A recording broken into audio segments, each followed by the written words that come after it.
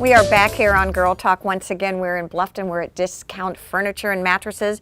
We're talking about the new year and being healthy and sleeping and all these good things, talking about anti-aging with Tanya from Faces. And the camera went off and we all lean in and like a right. So we decided we would come back. You had a really good question. Well, I was just wondering how you assess each person. Do you put them under that black light or whatever it is? We do sometimes. Okay. If that's one of their concerns is like hyperpigmentation, sun damage, yes, we will, because that's what we're going to see is their sun damage. When I'm talking about that other thing, which was the myotonology, we can't really see that with that. So it just depends on what the person what's is coming bothering in them and bothering them. Yeah. You just never know. Somebody, what I see as a problem, that person may not think is a problem. Because we see our faces every day, and you sort of just don't even. You may not care. You may not care about that. Yeah. You may care about something else. During the winter, are there certain things that your skin does differently than it does during the summer? Like I notice on mine, flaky and. That's definitely from walking in and out of heated area. It just pulls the moisture out of the air and pulls the moisture out of your skin. Not in Brooke's world. Yeah. No? My granddaughter. I have to say, my granddaughter is the dehumidifier. She used her Christmas money and bought a humidifier? Dehumidifier. Or a humidifier. And we were talking to her on the phone this morning. She's, yes, my nose doesn't bleed anymore. My skin's so soft. It's probably great. Get over it. Smart but what girl. other things? So again, like the biggest thing that we like to promote is our myo, because of what it can actually do is keep your skin from sagging in the first place if you start it young enough.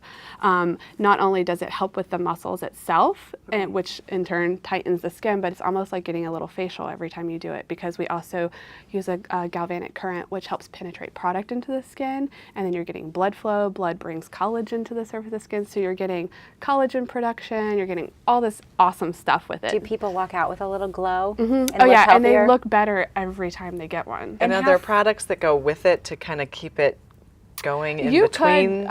Some people will get our new face treatments, which are the little handheld devices, but those don't actually go up high enough to contract the muscle. Okay. So they can't really replace it, but they can kind of be used in between.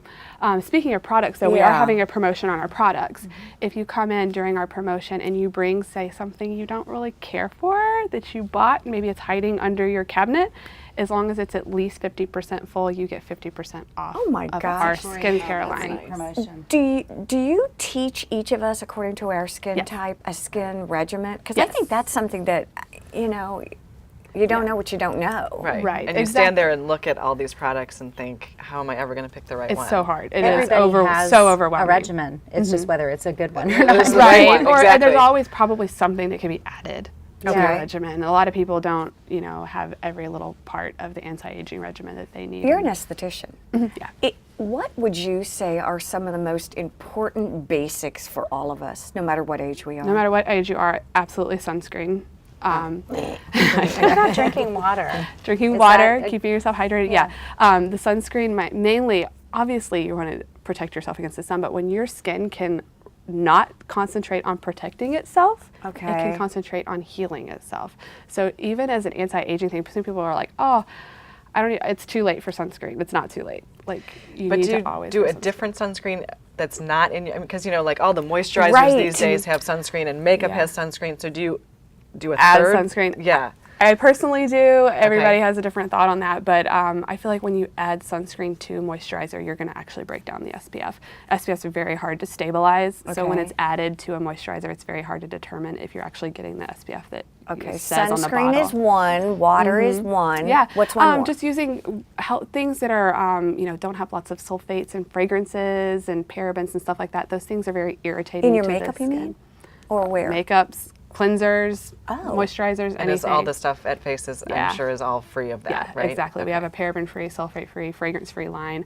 And all those things are very your skin looks you really have a good. nice glow. I use all Faces products. I have for like 8 years. Well, and you've got two little kids, so you don't have hours to sit there and kind of, let me concentrate on my... No, I don't. So you probably do that. But, you get in a little regimen and you just...